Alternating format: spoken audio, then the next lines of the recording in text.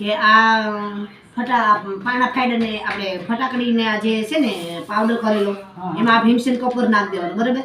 પછી એમાં તલીનું આ ટોપરાનું તેલ નાખવાનું છે બરાબર.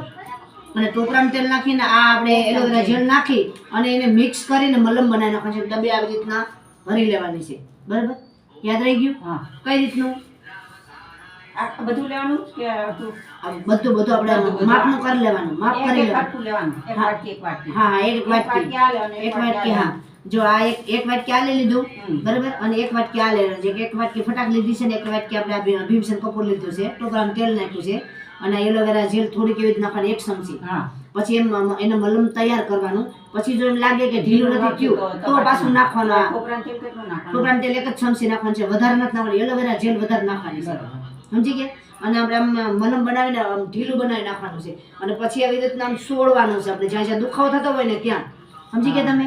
અને આ આકડાના પાન છે ને એમાં આપણે આ સરસોનું તેલ જે છે ને એ તેલ આવી રીતનું બે બાજુ લગાડી અને લોઢીમાં શેકવાનું બરાબર. લોઢીમાં શેકાય એમાં ફટાકડા ફૂટવા જોઈએ, એમ ફૂટશે એટલે ફૂટે ને પછી ગરમ ગરમ આપણે આવી રીતનું લગાડી દેવાનું.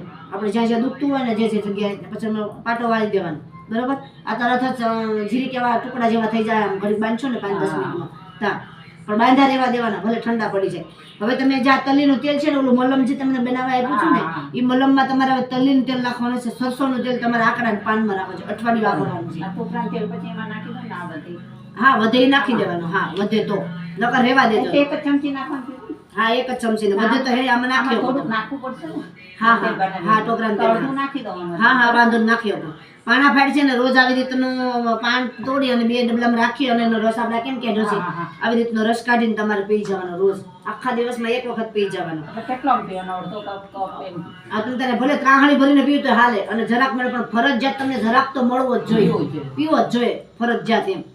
પછી તમને જાજો મળે થોડોક મળે તમારું. આપણે લાવ્યા તો 2 દી ચલાવી શકે. નહીં દી હાથમાં પેલા તમારે આ લાવવાનું છે. પાન કોઈ પણ વસ્તુ દી હાથમાં પેલા લાવવાની. જો અત્યારે જો હંજેડારો છે ને દી હાથમાં નહીં પેલા ધોડીને પૂગી જવાનું. દી હાથમાં નહીં તો એ પેલા પાન આવી જવા જોઈએ આપણા ઘરની અંદર. એટલું યાદ રાખવાનું. 12 વાગ્યા પછી આ પાન કે આ દવા ન હાલે. આ પાનની દવા આ 12 વાગે તમને દુખાવો છે દાખલા તરીકે તમે એમ કહો કે મને દુખે છે 12 વાગ્યા પછી 1 વાગ્યો તો આ પાન પડ્યું છે તો આ પાન તમને હાલે નહીં, કરો ભલે પણ એ તમને અસર ન કરે, સમજી ગયા? એ પછી બીજે દિવસે તમારા પાસે પાન આકડાના લેવાના. આખો દિવસ ગમે ત્યાં હાલે. એકવાર કરું તો ચાલે ને દિવસમાં 3 વાર 4 વાર કરવાનું છે. તમને જેટલો ટાઈમ મળે એટલો. એટલે મને હું તે બપોરના ટાઈમ મળે ને બપોરે આપણે નવરા થાય એટલે બપોરે ખાઈ પી નવરા થાય ને હું ને ત્યારે કરીને બાંધી દઉં. કારણ કે રાતે હુવા ટાણે બાંધી આવતું બપોરે પાછી તો થઈ નહીં આવતું કારણ કે બેન તો હવે જાય. હા તો વાંધો નહીં, તમને જેટલો ટાઈમ મળે એટલો. પણ તમે રેવા નહીં દેતા કે આજે નથી કરવું એમ નહીં કરતા. નહીં એકવાર થવું જોઈએ. હા દિવસમાં 1 વખત તો ફરજિયાત થવું જોઈએ. તમને સમજાઈ ગયું ને? પાણા ફાટ તમારે આ રોજની પી લેવાની. આ તેલ કેમાં નાખવાનું છે ખ્યાલ છે ને? પાનમાં નાખવાનું. રેડી? તમારે આ રીતે કરવાનું છે. આ મલમ તમારે બનાવવાનું છે, બેનને કહેજો બનાવી લે બરોબર. એ તો કાલ જાય મારી તો પછી બનાવું કાલે. એનું બનાવવાનું છે. એમાં ઓલા ફૂલ નાખવા જોઈએ. હા બધું નાખવાનું જેટલી વસ્તુ છે બધી નાખું તો ચાલશે. હા થોડા આપણે પારિજાતના ફૂલ કાય જ છે ને ભાઈ મને દીકરી કે પણ લેવા જાવ એલોવેરા જોડાઈ દે. ફૂલી નાખી ને બોલ મંત્ર બોલે.